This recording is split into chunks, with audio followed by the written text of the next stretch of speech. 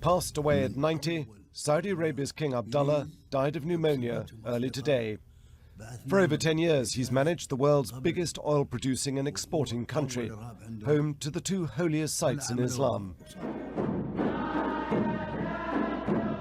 In this deeply conservative and traditional kingdom, Abdullah wove a careful path between modernizing the country and not upsetting the powerful religious clergy. Overcoming their opposition, he gave women more political and economic opportunities.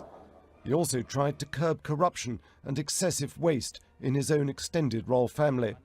Yet Saudi Arabia remains out of step with most of the rest of the world, forbidding women from driving and applying draconian punishments. It's used anti-terrorism laws to lock up its critics. Some question why Britain and the West have such a close relationship with a country with such poor human rights.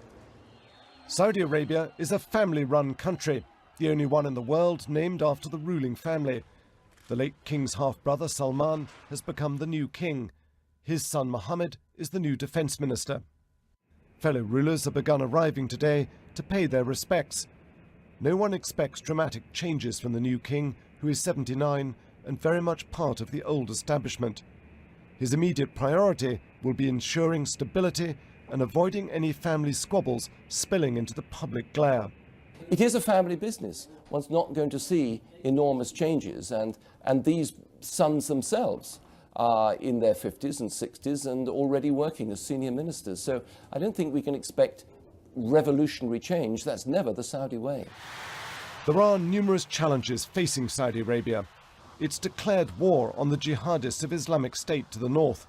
Its warplanes have joined the US-led coalition in bombing IS positions in Syria. This is deeply unpopular with some Saudis who think their government is taking the wrong side. 10 years ago, the country faced a murderous insurgency by Al-Qaeda with suicide bombings and shootings.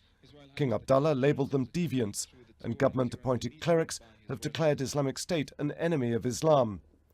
With violent jihadism on the rise across the region, there are fears it could see a repeat of terrorist cells plotting multiple attacks against both policemen and Western expatriates.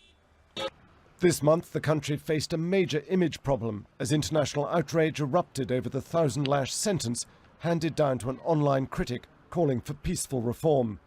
For human rights campaigners, the old king's reforms did not go nearly far enough. King Abdullah's legacy is hardly a glowing one when we're talking about human rights. The situation is of endemic torture in police cells and in prisons. Women, of course, aren't even allowed to drive a car without the fear of arrest. And we have the case of Raif Badawi, the blogger and free speech activist, who, of course, is in jail, facing a 10-year sentence and 1,000 lashes in a public square. So a very, very poor human rights record indeed.